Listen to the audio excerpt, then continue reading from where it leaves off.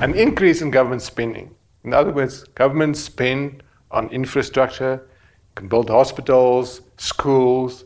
We spent quite a lot of money on the 2010 Soccer World Cup. We built some stadia. We have the Gautrain project. All of these represent government spending. An increase in government spending affects the level of demand in the economy. The initial effect is on the goods market. The increase in government spending leads to an increase in demand for goods and services. This increased demand for goods and services leads to an increase in the level of output. We know that private consumption expenditure is a function of the level of output. So if there's an increase in level of output, private consumption expenditure will also increase. Likewise, investment is also determined by the level of output, and this increase in output will lead to an increase in the level of investment. The increase in level of output does not only affect private consumption expenditure and level of investment, there's also a spillover to the financial sector. Why is this so? Well, the increase in the level of output also affects the financial market.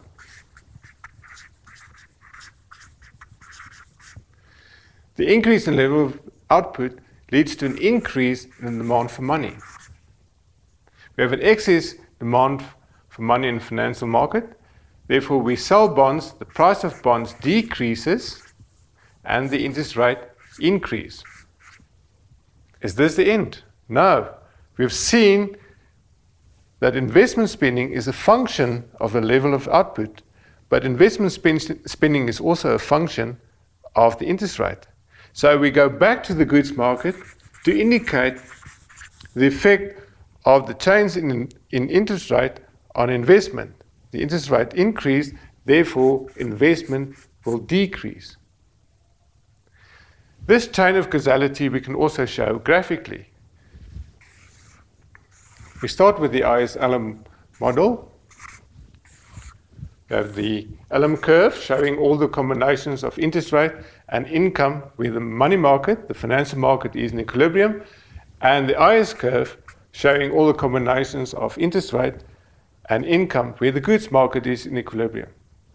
So this production level Y1 and interest rate make it 10%. Both of these markets are in equilibrium. Now we have an increase in government spending leading to the increase in demand for goods and services, and the IS curve shifts to the right. Nothing happened to the interest rate, but the level of output increased to this point. But this point is not equilibrium.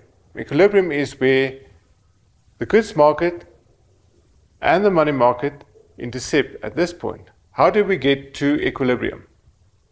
The increase in level of output led to an increase in demand for money. We sold bonds, the price of bonds came down, and the interest rate went up. As the interest rate goes up, we move along the Elam curve, and we also move along the IS curve.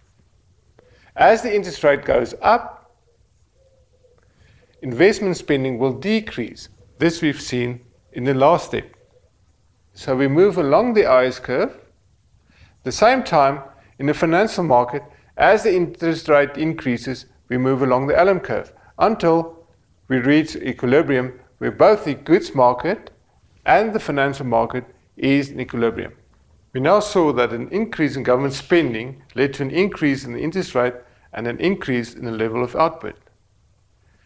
But how did this increase in government spending affect the other variables in our model?